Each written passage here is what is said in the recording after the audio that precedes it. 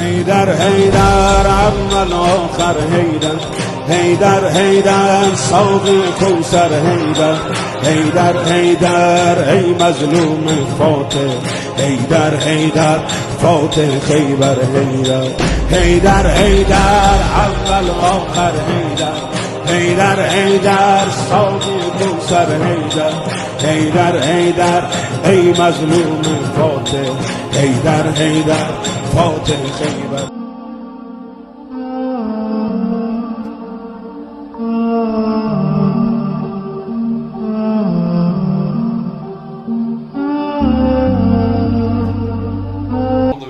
الشیطان اللعین الرجیم بسم اللہ الرحمن الرحیم.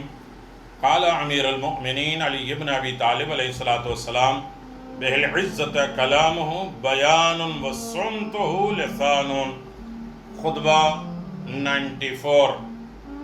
اور اس میں کہتے ہیں کہ پیغمبر اسلام کی یہ صفت تھی کہ وہ پستی اور ذلت کو عزت بخش دی اور کفر کی طرف عزت اور بلندی کو ذلیل کر دیا.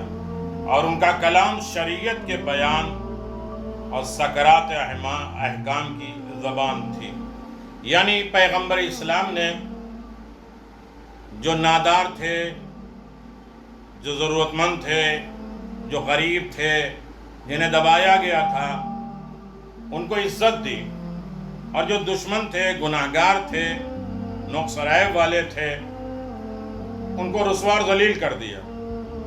زبان نہج البلاغہ، آج کے دور میں سادہ نہج البلاغہ پڑھیں، سادہ نہج البلاغہ کی طرف آمادہ ہوں، اس لیے کہ لوگوں نے غلط نہج البلاغہ، غلط معنی میں، غلط تعبیر میں مولا کائنات کے قول کو توڑ مروڑ کے نہج البلاغہ بنائی اور آج وہ فری میں بانٹ رہے ہیں.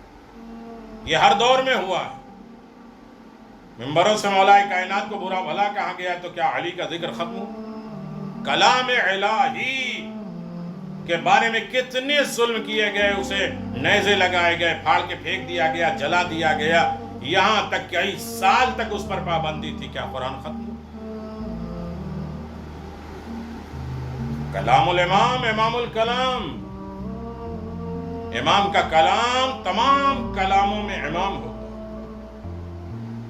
پیغمبر اسلام نے زبان دی، جہاں خاموش رہنا وہاں خاموش رہے. یقیناً یہ کام ہر زمانے میں پسندیدہ ہے کہ انسان اپنی زبان کی حفاظت کرے، لیکن یہ دور امام زمان کی غیبت کا ہے. اس کے لیے زیادہ تاکید کی گئی کہ اس زمانے میں خطرہ، فتنہ، امتحان زیادہ ہے. لہذا اس زمانے میں بہت ضرورت ہے کہ اب انسان اپنی زبان کو کنٹرول میں رکھے، اپنی زبان کی حفاظت کرے. امام محمد باقر علیہ السلام نے فرمایا لوگوں پر ایک ایسا وقت آئے گا کہ امام ان سے غائب ہوں گے، سامنے نہیں ہوں گے. خوش نصیب ہیں وہ افراد جو ہماری تعلیمات پر عمل کرتے ہیں. اور آپ نے فرمایا ہماری تعلیم یہ، ہماری ہدایت یہ ہے کہ زبان کی حفاظت کرو اور خانہ نشین ہو جاؤ، گھروں میں بیٹھ جاؤ. آج بیماریاں کیسی پھیل رہی ہیں؟ بچے وہ ہیں جو گھروں میں بیٹھے ہیں، اپنی زبان کی حفاظت کر رہے ہیں. امام کاظم علیہ السلام نے فرمایا، ایک شخص نے عرض کیا کہ مجھے کوئی نصیحت فرمائیے، تو آپ نے فرمایا اپنی زبان کی حفاظت کر تاکہ لوگوں میں عزیز بن جائے، عزت دار بن جا. ہم سوچتے ہیں زیادہ بولنے میں عزت ہوتی ہے، کام بولنے میں عزت ہے، اور حکومت کے کام لوگوں کے ہاتھوں میں نہ دو ورنہ ذلیل ہو جاؤ گے. عوام کے ہاتھ میں نہ دو، کنٹرول اپنے پاس رکھو، اپنی زبان پہ رکھو. امام رضا علیہ السلام نے فرمایا، آپ نے فرمایا فتنے کی نشانیاں حلم، علم اور خاموشی ہے. فتنہ ختم ہو جائے، علم بردباری ہو، علم جانکاری ہو اور اس پر خاموشی ہو. کیوں؟ اس لیے کہ امیر المؤمنین نے فرمایا ہے انصاف کرو، ورنہ یاد رکھنا حضرت صالح علیہ السلام کی اونٹنی کے قاتل صرف 4 تھے، 4 لوگ، مگر پوری قوم غرق ہو گئی. کیوں؟ اس لیے کہ باقیوں کا جرم خاموش رہنا تھا. جہاں بولنا چاہیے وہاں نہیں بولتے. ہم سے کیا مطلب؟ جہاں ہدایت، نصیحت، پیغام الہی، مجلس ہدایت آل محمد، امام زمان علیہ السلام کی معرفت، پیغامات، اس کے سارے میں بات کرو تو وہاں خاموش رہیں گے۔ کہتے ہیں وہ لوگ جو پوری قوم کو اللہ نے غرق کر دیا، ختم کر دیا، قاتل سے 4 تھے جناب صالح کے اونٹنے کے، لیکن اللہ نے پوری قوم کو غرق کر دیا کہ سب خاموش تھے اس ظلم پر۔ کہاں بولنا چاہیے، کہاں خاموش رہنا چاہیے، امیر المومنین بتاتے ہیں۔ انشاءاللہ اس کے بعد پروگرام آئے گا، 10 مقامات ہیں قرآن مجید میں جہاں بولنا ہے، باقی 200 سے زیادہ 300 سے زیادہ جرم ہے جو زبان کے ساتھ ہوتے ہیں۔ کہتے ہیں بے شک خاموشی حکمت کا ایک باب ہے، بے شک خاموشی سے محبت ہوتی ہے، خیر کی ہدایت ہوتی ہے۔ امام صادق علیہ السلام نے فرمایا انسان جب تک خاموش ہوتا ہے، ساکت ہوتا ہے، اس کی نیکیاں لکھی جاتی ہیں، اور جب کلام کرتا ہے تو اچھا یا بد لکھا جاتا ہے۔ بولے گا تو برائیاں بھی ہوں گی اور برائیاں لکھی جائیں گی۔ بولنا ہی کمال نہیں ہے میرے عزیزو۔ میری بات چل رہی تھی اور بالکل مختصر بات آپ کے اذہان عالیہ تک پہنچے، اور نہج البلاغہ سے وابستہ رہیے۔ ایک لمحے، ایک قدم، ایک فکر، ایک سوچ نہج البلاغہ کے ساتھ۔ انسان یا خاموش رہے یا ذکر خدا، ذکر قرآن، دعا کرے، اچھائیاں، نیکیاں، لوگوں کی مدد کرے، اس طرح اس کے لیے نیکی کا ذخیرہ رہتے ہیں۔ برے لوگ 2 طریقے کے ہوتے ہیں، اپنے آپ کو صدمہ پہنچانے کے لیے، اپنے منافع کو کھو دینے سے بدبخت ہو جاتا ہے۔ اپنا فائدہ کیا ہے؟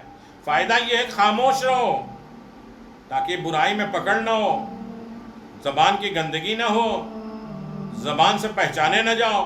یہ دونوں کام اسے برا لگتا ہے جو شخص اپنی عمر فضول وقت میں ضائع کر دے اور دنیا آخرت کے فائدے سے بھی محروم رہے۔ وہ عقل اور عرف کے لحاظ سے خود برا ہے۔ قرآن خود کہتا ہے وَالْعَصْرِ إِنَّ الْإِنسَانَ لَفِي خُسْرٍ إِلَّا الَّذِينَ آمَنُوا وَعَمِلُوا الصَّالِحَاتِ وَتَوَاصَوْا بِالْحَقِّ وَتَوَاصَوْا بِالصَّبْرِ۔ قسم ہے زمانے کی، یقیناً ہر انسان گھاٹے میں ہے سوائے ان لوگوں کے جو ایمان لائے، نیک عمل انجام دیے، ایک دوسرے کو حق کی وصیت کی، صبر کی نصیحت کی۔ رسول خدا صلی اللہ علیہ وسلم سے عرض کیا گیا ہے اے اللہ کے رسول پہلی عبادت کون سی ہے؟ رسول خدا نے بھی پوچھا یہ میرے پروردگار کائنات کی پہلی عبادت کیا ہے؟ اللہ نے فرمایا خاموشی اور روزہ۔ پیٹ کو خاموش رکھو، دماغ کو خاموش رکھو، ذہن کو خاموش رکھو، دل اور فکر کو خاموش رکھو اور خاموش زبان رکھو۔ تو سب سے پہلی کائنات میں عبادت خاموشی، چپ رہنا، غلط اذیت نہ دینا، اس لیے کہ زبان کو چھوڑ دو گے دوسروں کو تکلیف پہنچائے، گناہ ہوں گے، فکر خراب ہوگی، لوگ تمہیں غلط سمجھیں گے۔ ایک اور روایت میں 4 چیزیں مومن میں ہوتی ہیں، خاموشی جو پہلی عبادت ہے وہ مومن میں ہے۔ خدا نے فرمایا اے پیغمبر اسلام، اے احمد، میرے نزدیک خاموشی اور روزے سے بڑھ کر کوئی محبوب عبادت ہے ہی نہیں، اس کا اجر و ثواب میں دیتا ہوں، لہذا بہتر ہے خاموش رہو۔ لیکن کہاں کہاں خاموش رہو گے اس بارے میں بھی بات آئے گی۔ روایت میں رسول خدا صلی اللہ علیہ وسلم کے اصحاب میں سے ایک جوان احد کی جنگ میں اس حالت میں شہید ہوا کہ وہ شدید بھوکا تھا، بہت بھوکا تھا۔ بس اس کو اس کے کنارے آئے، اس کے اس کنارے آئے کہ اس کے چہرے کو خاک سے صاف کیا اور کہا بیٹا تجھے جنت بشارت میں ہو۔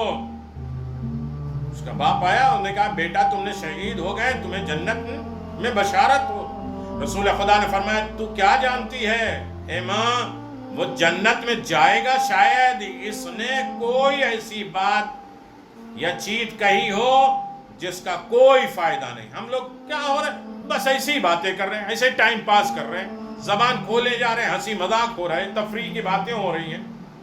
یعنی وہ لوگ اس کا حساب کہاں دیں گے جو ایسا بولا جس کے کوئی معنی نہیں، کوئی فائدہ نہیں ہے؟ تو کیا جواب دو گے؟ ابھی تو وہ بھی باقی ہے۔ تو عزیزو یقیناً حدیث قدسی میں ہے کہ اے فرزند آدم، اگر تم نے دنیا کی قساوت، سختی، روزی سے محرومی، بدن میں بیماری دیکھی ہے تو جان لو اس کی وجہ یہ ہے کہ تو نے کوئی بات کہی جس کا کوئی فائدہ نہیں ہے، تجھ سے وہ مربوط نہیں ہے کہ بس دنیا میں حکومت پہ تبصرے ہو رہے ہیں، ان کے اوپر تبصرے ہو رہے ہیں، تم سے کیا مطلب، تم کیا کر سکتے ہو؟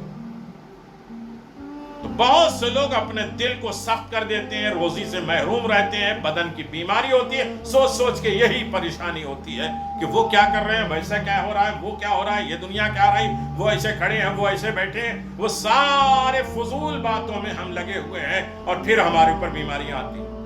خواجہ ربیع نے 20 سال تک دنیاوی گفتگو سے پرہیز کیا۔ خواجہ ربیع امام رضا علیہ السلام کے چاہنے والے 20 سال بولے ہی نہیں۔ مولا امام حسین شہید ہو گئے تو ایک گروہ نے اب وہ بولے کہ ان کے پاس آئے اور آپ کی شہادت کی خبر دی۔ اس وقت اس نے آسمان کی طرف دیکھا اور گریہ کیا، کہا اے خدا تو زمین اور آسمان کا مالک ہے اور غائب اور آشکار جانتا ہے، اپنے بندے کے درمیان حکم کرنے والا ہے۔ اس کے بعد وہ عبادت گاہ میں چلے گئے اور حق کے علاوہ کچھ نہیں بولے، جہاں تک وہ دار فانی سے کوچ کر گئے سوائے روتے رہے۔ امام صادق علیہ السلام نے فرمایا، عبداللہ ابن جندب کو نصیحت کرتے ہوئے فرمایا، تمہیں خاموشی اختیار کرنی چاہیے، خواہ جاہل یا عالم ہو، حلیم اور بردبار شمار ہوگے، کیونکہ خاموشی علماء کے نزدیک تیری زینت ہے اور جاہل کے نزدیک پردہ پوشی ہے۔ جاہل نہیں بولے گا تو چھپا رہے گا، یہ جاہل ہے۔ عالم کی زینت ہے خاموشی۔ اصول کافی میں امام صادق علیہ السلام سے روایت ہے کہ آپ نے فرمایا، حضرت لقمان نے اپنے بیٹے کو وصیت کی تھی، میرے بیٹے اگرچہ نصیحت آموز کلام کرنا چاندی ہے لیکن سکوت اور خاموشی یہ سونا ہے۔ نماز جماعت میں جب امام پہلی رکعت میں سورہ حمد اور دوسری سورہ کو بلند آواز سے پڑھتا ہے تو پیچھے رہنے والے کے لیے واجب ہے کہ وہ سنے۔ نماز میں بھی پریکٹس کرائی جاتی ہے، ہر جگہ نہ بولو۔ نماز جمعہ کے 2 خطبے سننا واجب ہے، قرآن کی تلاوت کو سننا واجب ہے۔ قرآن خود کہتا ہے، اذا قرئ القرآن فاستمعوا له وانتصتوا وانصتوا لعلکم ترحمون، سورہ اعراف۔ اے مسلمانوں، جب قرآن پڑھا جائے تو کان لگا کے توجہ کے ساتھ سنو اور خاموش ہو جاؤ تاکہ تمہارے اوپر رحم کیا جائے۔ یعنی قرآن، دین، مذہب، مولا کی باتیں ہوں تو خاموش ہو جاؤ۔ مجلس ہو رہی ہم باتیں کر رہے ہیں، مجلس ہو رہی ہم قرآن پڑھ رہے ہیں، مجلس ہو رہی ہم تسبیح پڑھ رہے ہیں، اس کے بعد بھی مولا کے ہیں تو خاموش ہو کے ذکر آل محمد، ذکر الہی ہم سنیں۔ علامہ مجلسی فرماتے ہیں کہ تلاوت کے درمیان قرآن کو سننا واجب ہے، لیکن اکثر علماء کے نزدیک قرآن کو غور سے سننا ضروری ہے۔ لہذا کہاں ہمیں بولنا ہے، کہاں ہمیں خاموش رہنا ہے۔ یہ امیر المومنین نے کہا، رسول کی زبان نے جو پست رہ گئے تھے، جنہیں ذلیل بنایا گیا تھا، انہیں عزت دار بنا دیا، اور جو بڑے عزت دار بنے ہوئے تھے، گناہ کفر میں لٹے ہوئے تھے، انہیں ذلیل اور رسوا کر دیا۔ پیغمبر کی زبان نے بھی، پیغمبر کی خاموشی نے۔ تو ہمیں کہاں بولنا ہے، کہاں خاموش رہنا ہے، یہ آل محمد سے سیکھنا ہے، نہج البلاغہ سے سیکھنا ہے۔ علی کی بیٹی بھی خطبے میں بولتی ہیں تو علی کے لہجے میں بولتی ہیں، اور گردنوں سے وہ آواز بند ہو جاتی ہے، جانوروں کی آواز بھی بند ہو جاتی ہے، لیکن علی کی بیٹی جب خاموش رہتی ہیں تو دنیا ہل جاتی ہے۔ تو کہاں بولنا ہے، کہاں خاموش رہنا ہے، یہ آل محمد سے ہمیں سیکھنا ہے۔ والسلام علیکم ورحمۃ اللہ وبرکاتہ۔ نہج البلاغہ پڑھیں، پڑھائیں، غور کریں، اس کی طرف قدم بڑھائیں، لوگوں تک پھیلائیں، پہنچائیں۔ آج کے دور میں نہج البلاغہ کی جو مخالفت ہو رہی ہے، اب ہم ہر جگہ یہ نہج البلاغہ کی باتوں کو عام کریں۔ سبسکرائب کریے چینل، دوسروں تک پہنچائیے، ثواب میں شریک ہوئیے، اپنے آپ کو بھی عزت دار بنائیے اور تمام فضول چیزوں سے محفوظ رہنے کا بہترین وسیلہ بنائیے۔ والسلام علیکم ورحمۃ اللہ وبرکاتہ۔ عليك يا أمير المؤمنين، السلام عليك يا أمير المؤمنين.